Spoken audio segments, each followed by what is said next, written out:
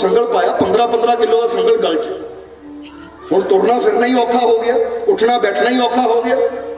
पर एक नौजवान ओदा पूरी रात ठीक है संगल पाया, पर तड़फ इन्नी सी कि एक संगल की दो भी पै जाण तां भी मैं मेहनत करनी है, जो फकीर कहणगे वो मैं करना ही है।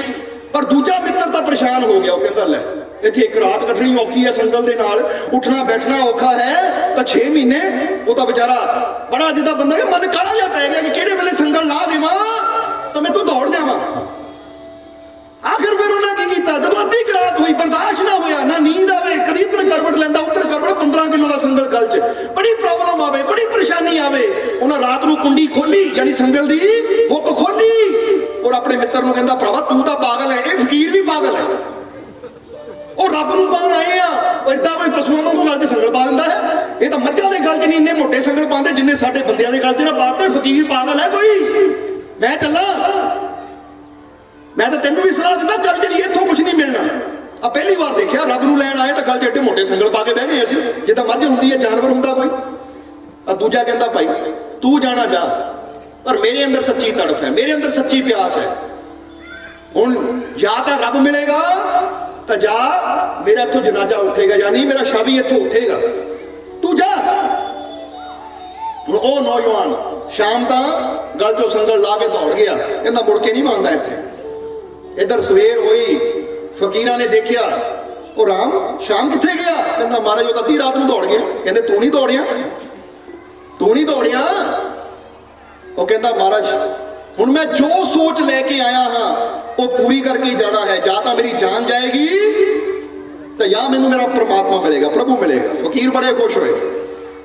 एक दिन गुजरिया, 2 दिन गुजरे, राम ने उसी संगल नाल सेवा करनी, उसी संगल नाल ध्यान करना, जो संतां ने कहना वही करना। करदिया करदिया जदों 6 महीने गुजर गए, वो 6वें महीने की अंतिम रात सी, फकीरां ने बुला लिया, कहते आजा बेटा हुण वक्त आ गया है तेरी कठिन तपस्या तो खुश होके, हुण वो समा आ गया कि तेनू वो आनंद नाल मिलाइए। कह के फकीर अपनी कुल्ली च लै गए, बिठाया, ओते अपनी कृपा दृष्टि की, हाथ उहदे सिर ते रखिया तो उहदे अंदर आनंद का प्रकाश कर दिता। और जदों ही प्रकाश होया संगल की कुंडी खुली और गिर गया। जदों गिरिया संगल, फकीर कहंदे लै हुण वो आनंद तेरे अंदर भर दिता है, हुण तू दूजियां नूं आनंद वंड जाके दूजियां नूं आनंद दे। तो उस वेले नौजवान कहण लगा महाराज एक गल नहीं मैनूं समझ आई, ये संगल की कहानी की सी? तुसीं चाहते तो बिना संगल तो भी सानूं इत्थे पजा सकदे सी, क्योंकि जो मैं अंदरों देखिया है कि जद भी इंसान नूं पजांदा है ना, ਉਹਦੇ ਅੰਦਰਲੀ सच्चाई, ਉਹਦੇ ਅੰਦਰਲਾ प्रेम, ਉਹਦੇ ਅੰਦਰਲਾ विश्वास ही ਉਹਨੂੰ परमात्मा तक लैके जाता है, जो मैं ਉਹਨੂੰ पा के जानिया है। फिर संगल की कहानी की सी? तो उसले फकीर कहते यही तो एक कहानी है। जो तू पूछे की सी, हुण एक राज है, हुण इहनूं भी समझ लै कि परमात्मा नूं पाना कोई छोटी गल नहीं है, परमात्मा नूं पाना बहुत बड़ी गल है। और परमात्मा नूं उही पा सकदा है जिहड़ा अपनियां सारियां इच्छावां नूं त्यागण नूं तैयार है, जींदे जी मरण नूं तैयार है, जिहड़ा अपनी खुशियां नूं, अपने आराम नूं, अपने आनंद नूं, यानी अपने सुख नूं छड्डण नूं तैयार है, और हर वो कर्म करन नूं तैयार है जिस कर्म नूं करके वो परमात्मा खुश होवे, वही इंसान उहदे तक पहुंच सकता है। क्योंकि कहंदे ना अपना आप गवाइए तां शो पाइए। और बेटा ये तो एक निशानी हुंदी है कि जिहड़ा इंसान संगल दा भार ना 6 महीने चक सके, उन्हां रब दीयां रहमतां दा भार की चकना है, उन्हें रब नूं की संभालना है। क्योंकि रब दी रहमतां भी कोई सौखियां नहीं मिलदियां। ये तो एक इम्तिहान हुंदा है कि जिहड़ा ये हुक्म नूं मन के ये बोझ चक्कण नूं तैयार हो गया, इसदा मतलब मेंटली तौर पे हुण पूरी तरह तैयार है परमात्मा नूं पाण नूं। तां जिहड़ा अपने मानसिक तौर पे कमजोर है, जिहड़ा ये 15 किलो का भार दा 6 महीने रब दी खातर उठा सके, वो रब नूं पाण दे लायक हो ही नहीं सकदा। जिद्दां बंदा कहे ना कि चीज उन्हें मिलती है जिहड़ा उहदी कीमत देण नूं तैयार है, और जिहड़ा कीमत ना दे सके फिर वो चीज नूं लैण दे भी हकदार नहीं हुंदा। ताही तो सुल्तान बाहू ने कहा जे सिर दित्या रब मिल जावे बाहू तो उस मौतों की डरना हो। वो कहंदे फिर डरना जे सिर दे के भी रब मिलता है तो फिर परवाह ना कर। इसलिए जरा समझना कि तुहाडे अंदर, हुण आ जाइए दूसरे पॉइंट की तरफ, कि तुहाडे अंदर चुनाव करन दी की है शक्ति है। तुसीं चुनाव कर सकते हो कि कि मैं की बनना है, मैं की करना है। हुण जे अज तुहाडे जीवन च परेशानियां है, अज तुहाडे जीवन च तकलीफां है, दुख है, तो चुनाव करो कि मैं चुनाव करता है अपने मालिक के प्रेम का, मैं चुनाव करता है अपने मालिक के विश्वास का, मैं चुनाव करता है अपने मालिक की रहमतों का, और मैनू पूरा यकीन है मैनू कामयाबी जरूर मिलेगी।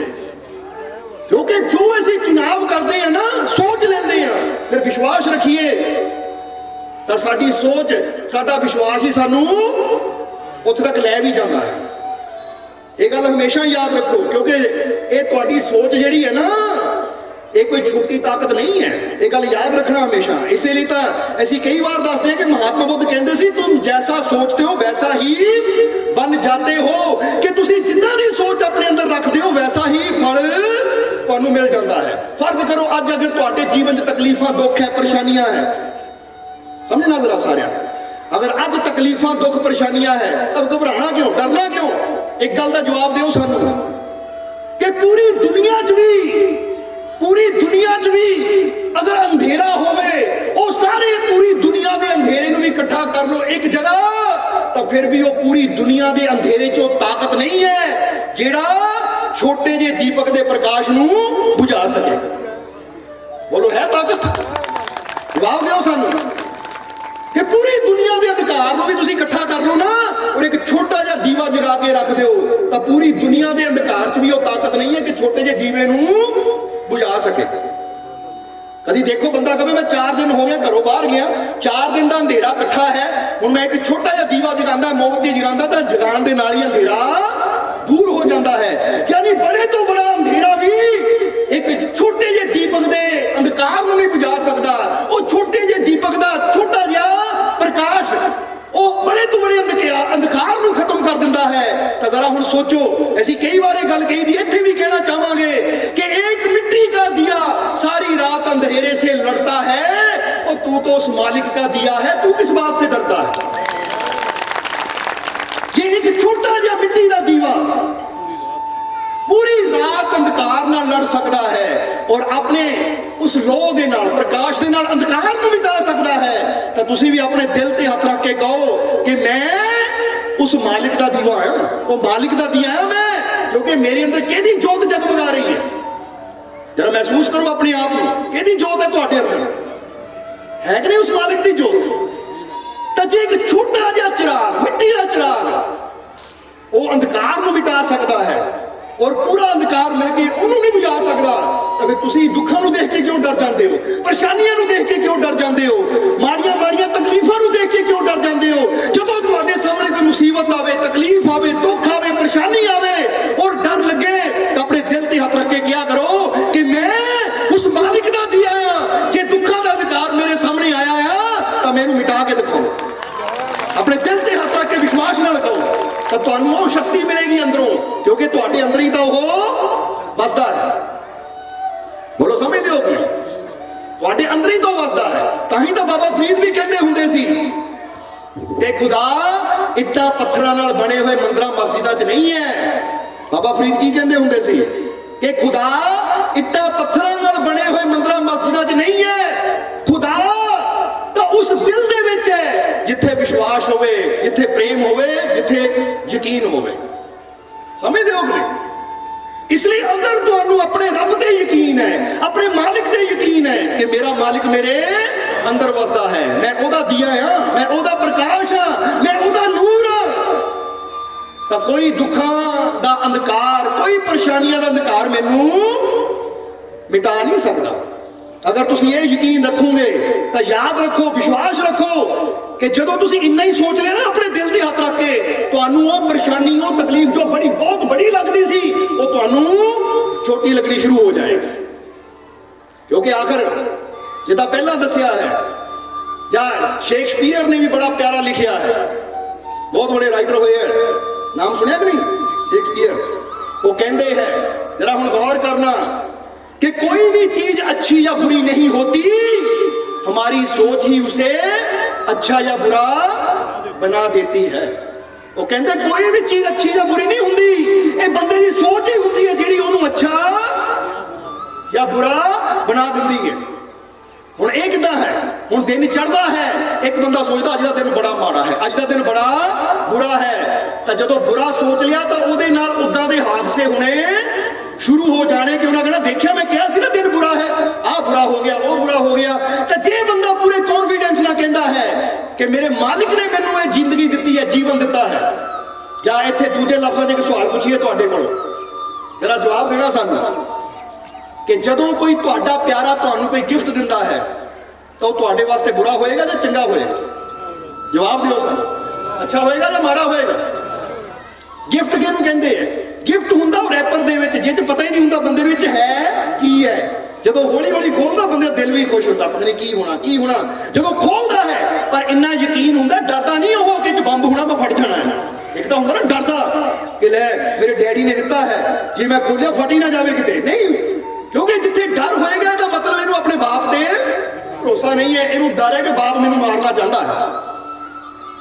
हुण कोई दुश्मन चीज देवे तो फिर डर होना चाहिए, पता नहीं विचों की निकलना है, समझ दो कि नहीं? कोर्ट वालों सम्मन आते फिर बंदा डरदा पता नहीं की लिखिया होना है, पर जो बाप वालों या मां वालों या किसी प्यारे मित्र वालों गिफ्ट आवे तो बंदा खुशी ना खोलता, पता नहीं ये की होना, क्योंकि उन्हें पहले यकीन है कुछ चंगा ही होएगा मेरे वास्ते। बोलो है कि नहीं? यकीन होंदा है कि नहीं? ये तो चंगा ही होएगा, फिर वो बड़ी खुशी ना खोलता है। तो हुण जरा सोचो कि जे साडा बाप, साडी मां या साडा मित्र, भैन भरा कोई सानू गिफ्ट दिंदा है, हालांकि सानू पता नहीं ये की है, पर फिर भी असीं खुशी दे नाल ओनू एक्सेप्ट करदे हां, ओनू खोलदे हां। जदों खोलदे हां तां विचों जो भी निकलदा है देख के असीं खुश हुंदे कि देखो मेरे प्यारे ने ये चीज मैनू दित्ती। समझ लो जरा। तो हुण जे कोई सज्जन मित्र रिश्तेदार सानू कोई गिफ्ट दिंदा, हालांकि पता नहीं है, फिर असीं खुशी नाल कबूल कर सकदे हां, फिर ओनू देख के खुश हो सकदे हां। तां जदों सवेरे दिन भी परमात्मा सानू दिंदा है, ये सोचो ये भी मेरे मालिक ने मैनू गिफ्ट दिता है, इनू मैं कबूल करदा और मैनू पूरा यकीन है इहदे जो भी निकलेगा मेरे वास्ते अच्छा ही होएगा। समझ आ रही है साडी गल? क्योंकि सवेरे उठ के जदों अख खुले तां सोचो ये भी एक गिफ्ट मिले मैंने दोबारा, ये जिंदगी का, ये जीवन का, ये दिन एक गिफ्ट है। और मैनू नहीं पता दिन च की होना है, पर मैनू इन्ना यकीन है ये गिफ्ट देने वाला मेरा दाता है, जिन्हें दिन मैनू प्रेजेंट किया है, मैनू दिता है। समझ दो कि नहीं? ताही तो कहा जाता ना, एक गल का जवाब देना, जिहड़ा समा पिछे गुजर गया की कहते हैं, की कहते हैं? अंग्रेजी च कहते हैं पास्ट, और आने वाले समय में की कहते हैं? जवाब दियो, फ्यूचर। और इस वेले की कहते वर्तमान, प्रेजेंट, यानी गिफ्ट। गिफ्ट नू की कहते हैं? प्रेजेंट कहते हैं कि नहीं? असी इस समय नू असी प्रेजेंट क्यों कहते हैं? क्योंकि आने वाला हर पल एक गिफ्ट है परमात्मा की तरफों सानू, ये प्रेजेंट है उसकी तरफों सानू कि ले मेरे बच्चे मैं तेनू बहुत प्यार करदा हां, इसलिए एक एक पल दा मैं तेनू अनमोल तोहफा दे रहा, कबूल कर। पर बंदा ही है, बंदा पता नहीं की हो गया, पता नहीं की होना है, कल नूं पता नहीं की होना। वो अज दा आनंद लै, जिसने अज दिता है वो कल नूं भी तेरी फिक्र आप करेगा। ये प्रेजेंट है उसकी तरफों, तेनू प्रेजेंट नूं खुशी नाल एक्सेप्ट कर। इसलिए जो भी तुहाडे जीवन च हालात आंदे हैं उन्होंने खुशी नाल कबूल करो, प्रेम नाल कबूल करो कि मेरे मालिक की तरफों है, मेरे प्यारे की तरफों, और इहदे च मेरा माड़ा कभी हो ही नहीं सकता, जो होएगा मेरे वास्ते अच्छा होएगा। इसलिए जिहड़ी समझ रब ने सानू दित्ती है ना, ये समझण वास्ते दित्ती है, पर असीं पता नहीं क्यों नहीं समझते। इत्थे असीं अपनी समझ की गल करते हैं, थोड़ी अपनी समझ दसण लगे तुहानू कि जो असीं दुनिया ते गुजरीदा है, कितों भी गुजरीदा है, तो असीं किद्दां समझदे हैं। कि हुण तुसीं फर्ज करो, जदों तुसीं किते गुजरदे हो गड्डी लैके, जे रास्ते च किते पुलिस का नाका लगा है, किते पुलिस का नाका लगा है, या पुलिस की गड्डी तुसीं देखदे हो, तो उहनूं देख के कोई समझ मिलती है तुहानूं? आंदी कोई अंदर समझ आंदी है? कोई केड़ी समझ आंदी है? हुण जरा सोचो, असीं अपनी समझ दसदे हां कि जदों भी असीं पुलिस की गड्डी देखते हैं या पुलिस नूं खड़ा देखते हैं, तो असीं इशारा करते कि कुदरत इहदे जरिए ये सानू इशारा कर रही है कि बेटा सदा नियम के अंदर चलना, जे नियम तो बाहर जाएगा तो नुकसान फिर होएगा, जे सदा नियम अंदर रहेगा तो कभी तेरा बुरा नहीं होएगा। क्योंकि जब भी असीं नियम तोड़ते चलान फिर ही हुंदा ना। रेड लाइट क्रॉस करके चलान हो गया, बिना लाइसेंस तो चले चलान हो गया, बिना हेलमेट तो चले चलान हो गया, बिना सीट बेल्ट तो चले चलान हो गया। चलान कदों होना, तकलीफ कदों आनी? जदों तुसीं जो कानून का नियम है उन्होंने तोड़ना है। इसी तरह कुदरत के भी कुछ नियम है, अगर असीं कुदरत के नियमां नूं चलांगे तो कुदरत सानू इनाम देगी, पर अगर असीं कुदरत के नियम तोड़ते जावांगे तो किते ना किते साडे जीवन